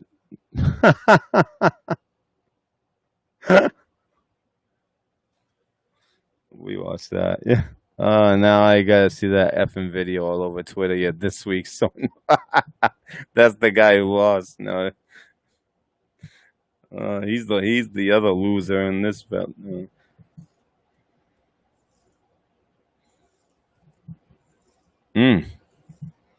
Those kicks.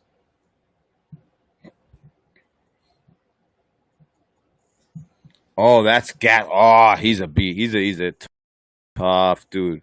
He's the only guy that gave the guy I talk about because I saw in Nigeria for Nagano. The other guy is Israel, the skinny dude who I said fights like Anderson Silva and he's tall. He's amazing. John Bones Jr. is undefeated and he's been fighting for like 15 to 10 over 10 years. This is the only guy who came close to beating Israel. Amazing. Israel actually said to him at the beginning of the 5th round, "I'm ready to die." And he went in there and he, that was the round. Whoever won that round was going to win the fight. And Israel handled him in that round. I think that it went the distance. It was a decision, but Israel won the fight. That'll be a good. Whoever he's fighting. I saw him they just showed Gastelum at 7, and so the guy he's fighting is supposed to be above him at 6. I'd take Gastelum right there all day. I butchered the names, but Ferguson, yeah.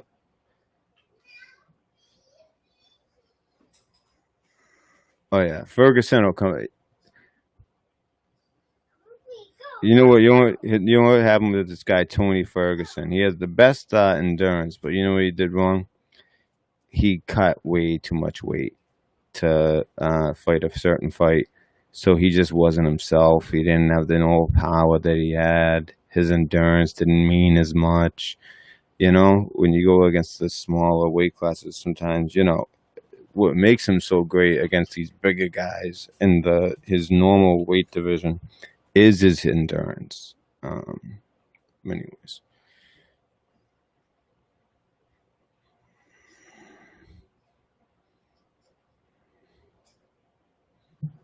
Cold-blooded KO.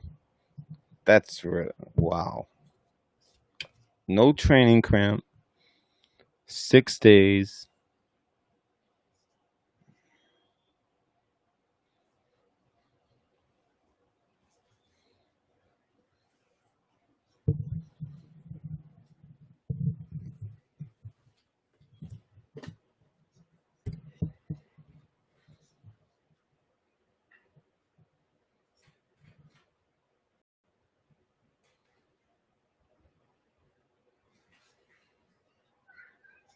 Oh man, I haven't had it on. Oh man, I screwed this up. I screwed up all this. You guys haven't been able to see this. Oh, I screwed this whole thing up.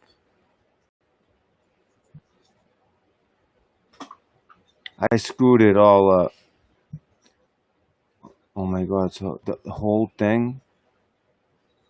Oh no! I should have been looking at chat more.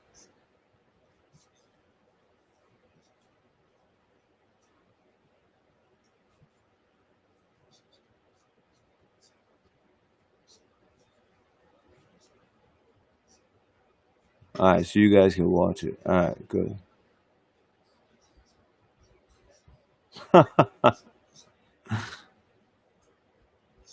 He's convincing when he starts talking, but I still like Usman.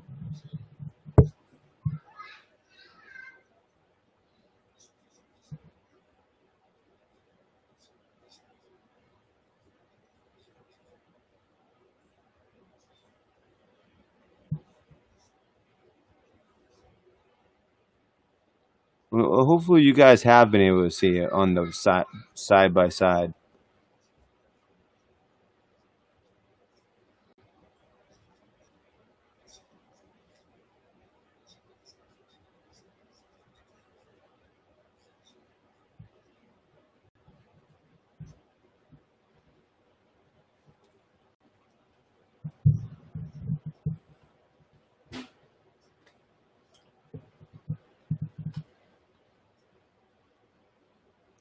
He keeps saying that baptizing.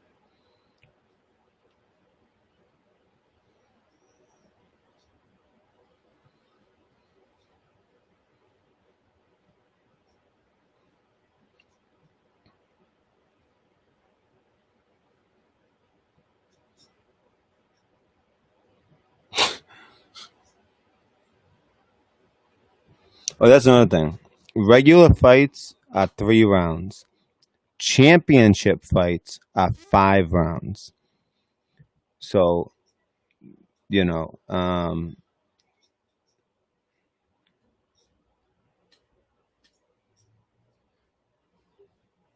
although what's weird is that Nate Diaz and Masvidal, I guess they do make exceptions because when Masvidal fought um, Diaz, when we watched that fight, they were going into the 4th round when they stopped it in New York. There's Usman. Oh no, that's Masvidal. Look, what's he doing? He's in a pink robe and shit, saluting. He must be in Miami.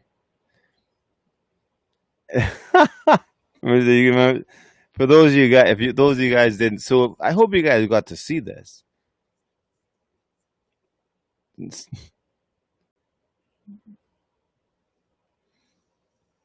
Oh man, that is just embarrassing.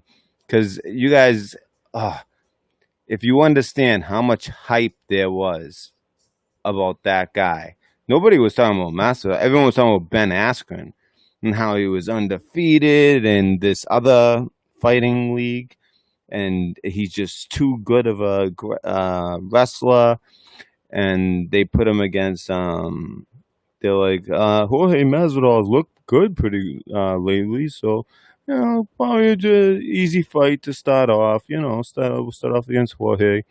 He's he's known to be a tough guy, this, and but I think it's a good starting fight to him and to have his debut. Well, so that's what he's thinking. Meanwhile, Jorge's talking all kinds of shit, and then the thing with the UFC is you can talk, but eventually you gotta fight.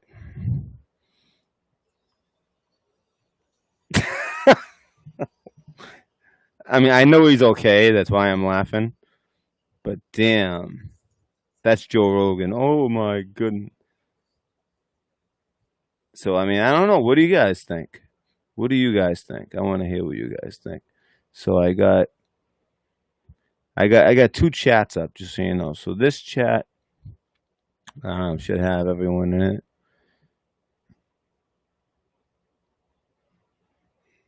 This chat should have everyone in it. All right, so I'm gonna take calls, but I gotta put limits because to be honest with you, my girl's is gonna get pissed soon. I know she is because although Amanda kind of wants, she was like, She was like, "Are you doing a show tonight?" She was like, I don't know, because I was talking to her about some of the as far as for the people with red pill people, um, some of the things I was talking to her about, she had some opinions on. So I was thinking maybe like a 2 for 1 type thing. All right, so I know Kevin's been waiting, so I'm gonna take a call from Kevin soon. Let me just show you. You guys haven't even seen Usman fight. I mean, but Kevin, are you calling about the about this whole situation with this test being positive at a very shady time and these fighters and all that, or a red pill type thing? Because tonight I am going to be doing an actual show, and that'll be explaining to the red pill crowd. Something happened last night, and I'll have to explain it to you guys. And by the way, so where I broadcast anything for sports, if you guys want to keep up, it's yeah, I'll just show you guys. Show you quick. But if it is about this, Kevin, just let me know. And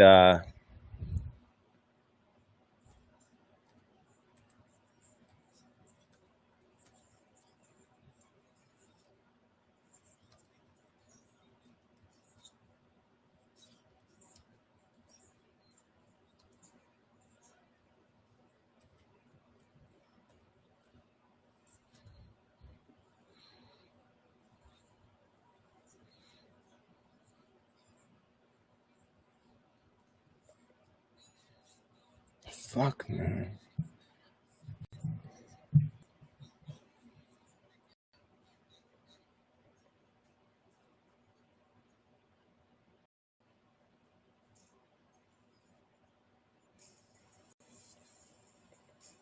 All right, so here's Wise Guy Sports, by the way.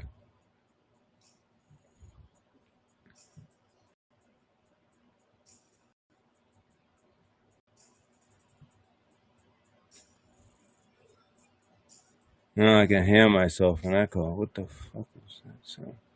What is that sound? Where's that coming from?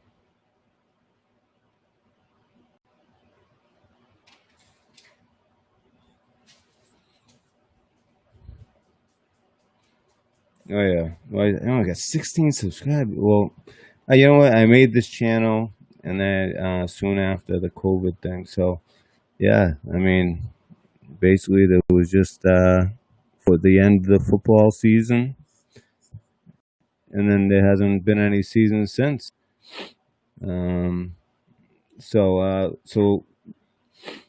there's only 16 subscribers. So Wise Guy Sports, but it's also betting.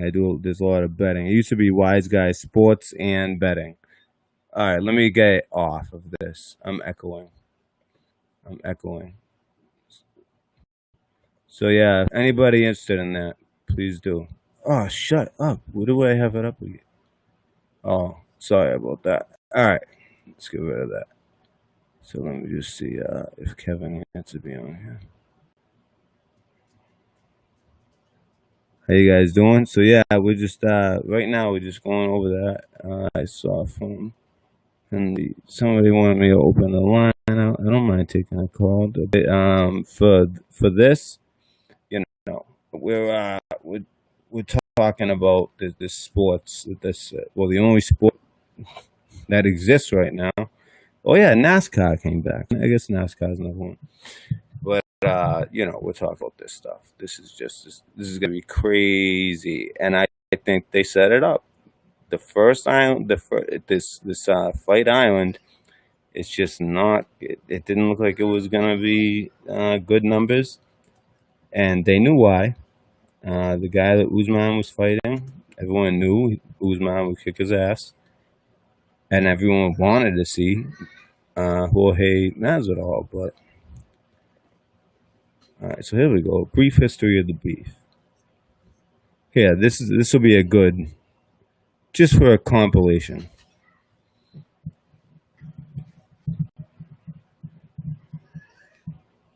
I mean, they only set up this fight last night, so they've been talking about each other for a long time. Because truly do not like each other. It's like personal. That's why this is the fight that people want. So the conspiracy part of this, why I also well, I need to get more numbers on why sports. I didn't know it was that low. I thought it was like 100 and something. But if you're into sports and all that, and the betting, we did very good over there. But also, these guys have had a problem for a while, and I just kind of want to, just give you guys my take on things. But also, I want to show you the betting lines. I want to show you what my picks are, and hey, we'll see. But the conspiratorial part is that 6 days before the fight, the guy who isn't popular, all of a sudden, him and his whole corner has COVID. They didn't have COVID when they left the U.S., but they get COVID as soon as they get to Dubai. Then they test positive, which is possible, which I've talked about in the past.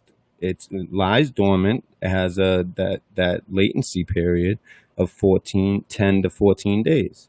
We've talked about that in the show many times. So all of a sudden, that fight's gone, and everyone thinks the main event for the opening of Fight Island is now nothing.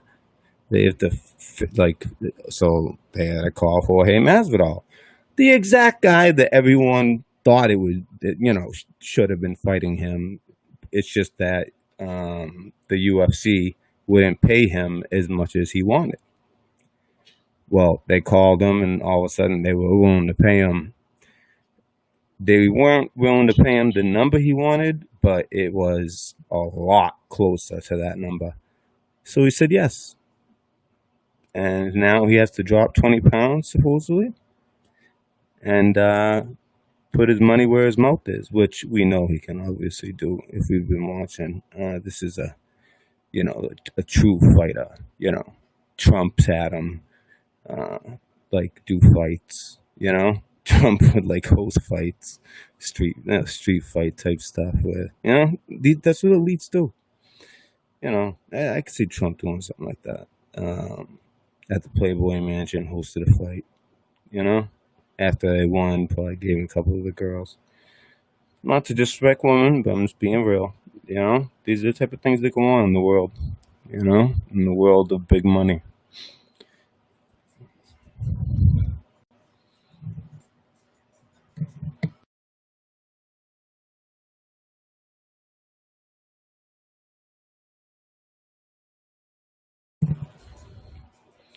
See, when you're saying you took an L, I was explaining to you guys earlier that he was thinking of quitting the UFC. He was known as a street fighter that was, it was off and on. He was really on, then really off. He would beat people he should have lost to and lose the people he should have beat. And then he got back in touch with his roots, quit some stupid TV show he was on that he didn't want to be on. And I think he took ayahuasca, or I don't know what form, but I'm pretty sure that just the pure form of ayahuasca down in Peru. He's half Peruvian, half Peruvian, half Cuban. His mother's Peruvian, his father's Cuban, but he's American. He's born and raised in Miami. And, he got in touch with his roots, and all of a sudden, usually you come back with a message after one of those ayahuasca trips, and the message that he came back with is, hey, don't let things get to you. Don't let things bother you. Just let things roll off your shoulders. And once he came back, and he just had a total different outlook on life, all of a sudden, he just started blasting through the whole UFC. He jumped right to the top of the division, and just literally has anyone that he's fought, he has beat the hell out of. And we're talking championship caliber, the last 3 or 4 of them. Like, either past or good enough to be champion. Some people, you might have someone like a Conor McGregor, hogging the belt for a few years in your prime. Anyways, this should be a good video to put it all together. But I just want to make clear that these losses he's talking about, that was a different man. Although I'm predicting him to lose. with all that said, I'm predicting him to lose. It's just the whole thing sounds shady, but it is a lot to risk. So if it is legit, it's just too much. You got to do all these interviews. It's just like 6 days to get ready, and then you got to fight for your life against the best fighter, who is actually bigger than you. And he's already trained up and ready. The good thing is he is trained for a different style of fighter, which we've seen come back to bite people like Conor. So it should be interesting in that way. But I like Usman. I mean, it started out like, minus 280 for Usman. So I think it's going to go down to like 2-1. And at that point, I would take it. If it goes any lower than 2-1, I would only hesitate because I would be worried like the fix is in even further than you know what I'm saying? Because we know that he's associated with those shady characters in the past. So who's to say, that the fix wouldn't be in and otherwise. So anyways, I like Usman. Look at that. Look at Usman. He's not as popular, but he's very good. Ha! It's kind of like a BS belt.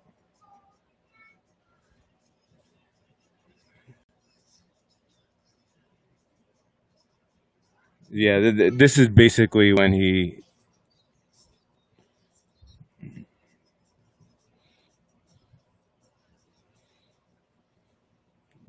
Yeah, welterweight. I showed you that a few times. Fastest knockout ever. You see Usman? He was like, damn.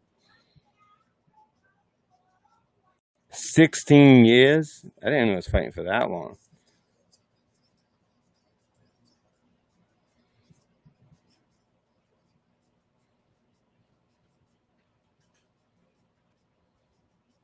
That was at Super Bowl. Is he wearing the same robe that he was wearing getting on the plane?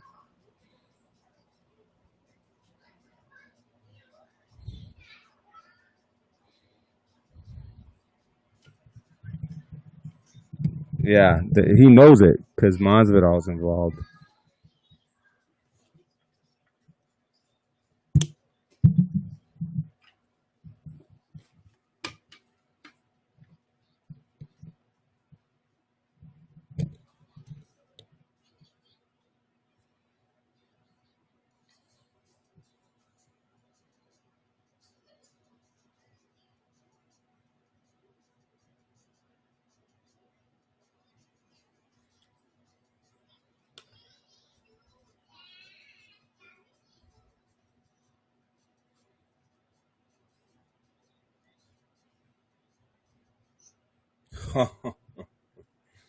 Well, all of a sudden, this has really become. So I like the guy in the top left there too. I just got to see this. I know it's ESPN. Man, I want to hear what he. So he FaceTimed Dan Cormier, who actually does. He calls the fights with Rogan, and he's still currently fighting. I mean, he might be the only heavyweight that could possibly even have even inkling of a chance against this guy Nagano, who I'll show you some highlights right now after this.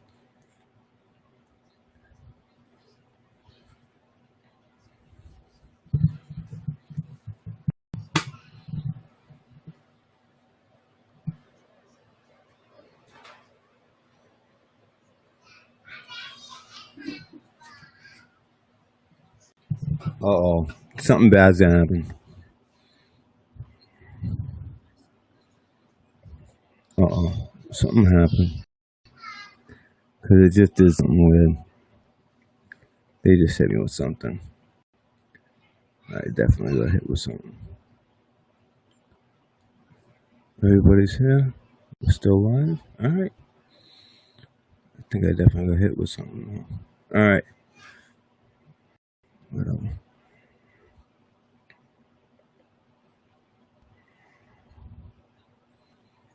If Red Pill News Dispensary all of a sudden it gets, because that's a bigger, they watch that channel. Just go to,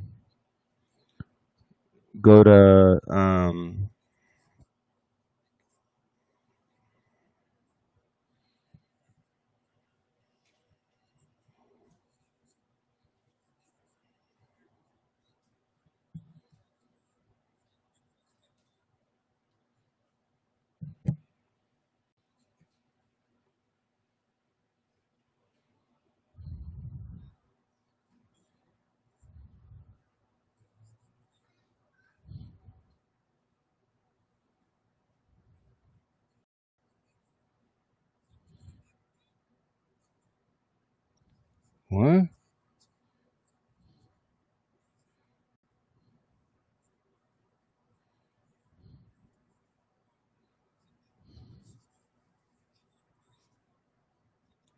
Yeah, I'll take Usman. Why does it say one person is watching? What is going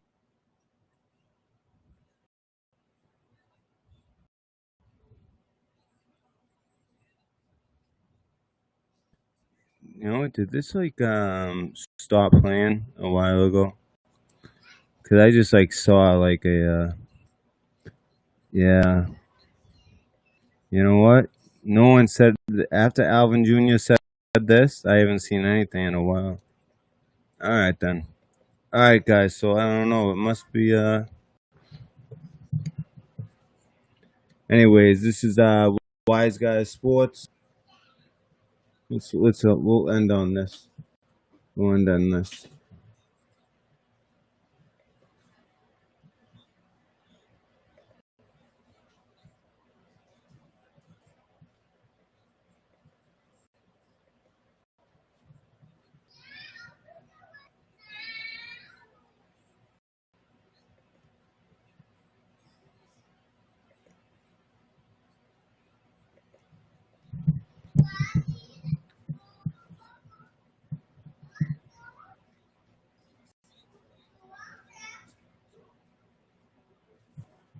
Huh? Interesting. So anyways, guys, I'm gonna end it at that. This is Matthew in Framingham. It looks like they might have cut the stream anyway because it showed only one person. But as far as the Red Pill people, I'll be doing a Red Pill show tonight.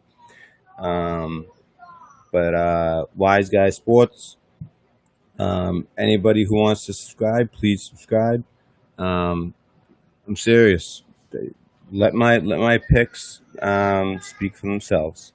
So I was gonna put this out last night, so I could say you heard it here first, but you might have not heard it here first. But if you did, there it is. Wise Guys Sports News and Betting. Matthew and Framingham, Red Pill Dispensary. Signing off.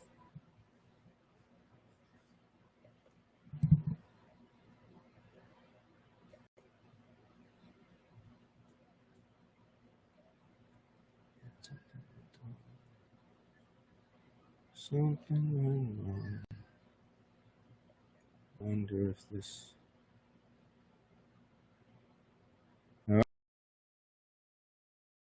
Yeah, see, it was. And